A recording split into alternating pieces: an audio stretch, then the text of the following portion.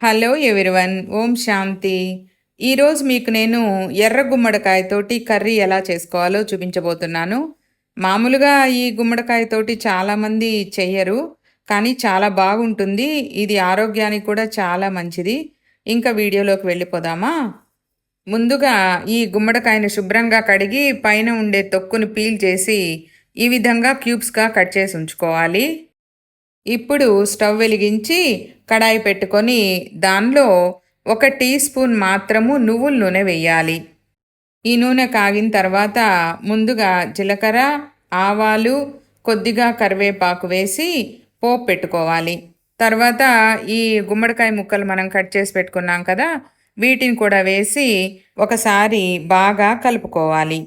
ఇప్పుడు ఈ ముక్కలకు సరిపడా ఉప్పు, కారప్పొడి, 1 టీ స్పూన్ ధనియాల పొడి, ఒక చిటికెడు పసుపు వేసుకోవాలి. తర్వాత వీటన్నింటినీ ఒకసారి బాగా కలుపుకొని తగినన్ని నీళ్లు పోసి ముప్పావు వంతు ఉడికేంత వరకు ఉడికించుకోవాలి. మూత పెట్టి ఉడికించుకోవాలి. అవి ఉడికేలోపు మనము మసాలాని రెడీ చేసుకుందాం. ముందుగా స్టవ్ వెలిగించి కడాయి పెట్టుకొని 1 టేబుల్ స్పూన్ పల్లీలను వేసి వేయించుకోవాలి.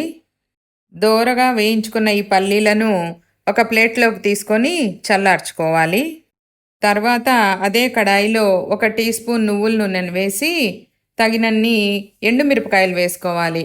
ఎందుకంటే మనం ముందుగా కారప్పొడి వేసాం కాబట్టి చూసుకొని ఎంత కారం కావాలనో అన్ని ఎండుమిరపకాయలను వేసుకొని కొద్దిగా కొబ్బరి పలుకులను వేసి కొద్దిగా కరివేపాకును వేసి 3 క్రిస్పీగా అయ్యేంత వరకు వేయించుకోవాలి.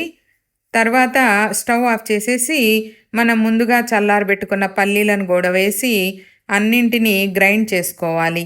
ఇప్పుడు ఈ మసాలాను ముప్పావు వంతు ఉడికిన ఈ గుమ్మడికాయ ముక్కల్లో వేసి కొద్దిగా నీళ్లను పోసి బాగా కలిపి మూత పెట్టి ఉడికించుకోవాలి.